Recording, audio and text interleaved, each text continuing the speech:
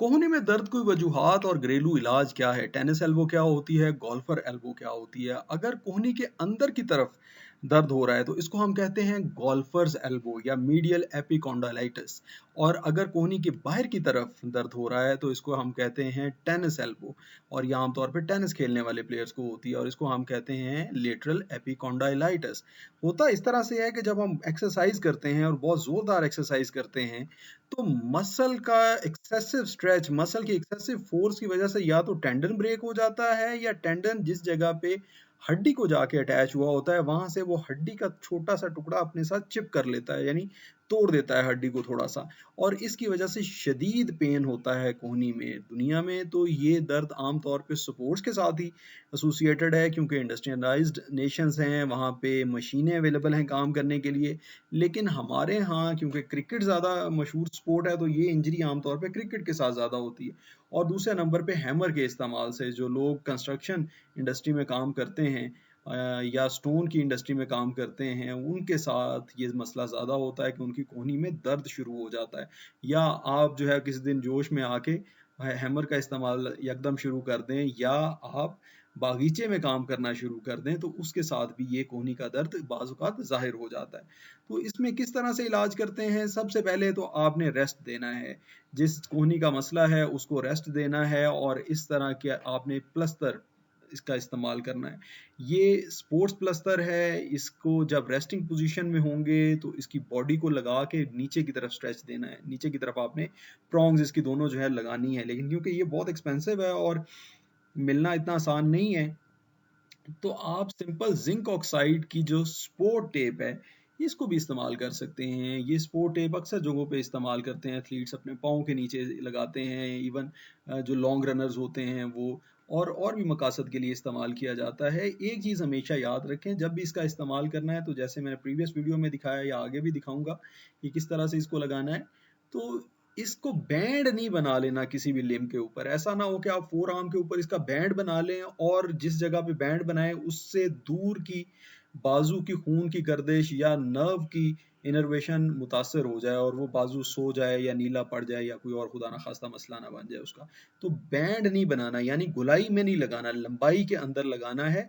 और जिस मसल में आपके दर्द है, जिस मसल की मूवमेंट से सबसे ज्यादा दर्द है, उस मसल के ऊपर आपने लगाना है। अगर बाहर की तरफ है, यानी आपको अगर टेनिस एल्बो है तो बाहर की तरफ ये स्ट्रैप लगाना है, और अगर आपको गोल्फर एल्बो यानी अंदर की तरफ कोहनी का दर्द है तो अंदर की तरफ ये स्ट्रैप आपने बना के इसके लगाने हैं। इससे बहुत ज़्यादा फायदा होगा।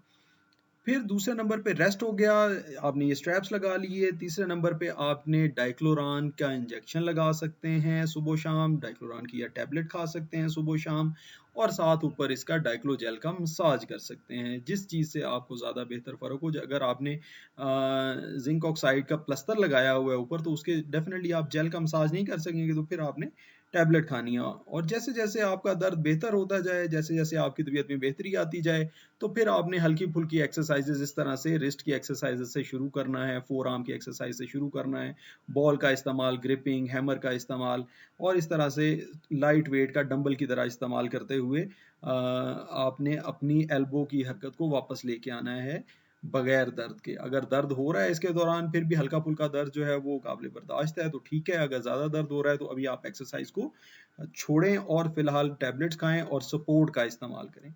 फिर ये एक सपोर्ट मिलती है जो कि बहुत मुफीद है इस सिलसिले में, टेनिस एल्बो में या गोल्फर एल्बो में। इसके अंदर वाली साइड पे सिलिकॉन का पैड होता है, और ये सिलिकॉन का पैड जो है वो अप्लाई किस तरह से किया जाता है, आप जो है वो मसल की बैली को फुलाएं इसको। अगर आपको टेनिस एल्बो है यानी बाहर की तरफ कोनी में मसला है तो इस सिलिकॉन पैड को बाहर की तरफ रखें, और अगर गोल्फर एल्बो है तो इसको अंदर की तरफ रखें कि जब आप रिलैक्स करेंगे बाजू तो तब एक फिंगर इसके अंदर जा सकेगी। लेकिन जब जैसे ही आपका मसल टाइट होगा तो फौरन ये उसको ग्रिप कर लेगा, फौरन ये उसको ग्रिप कर लेगा और मसल की स्ट्रेंथ को आपकी बोन तक या साइट ऑफ इंजरी तक नहीं जाने देगा।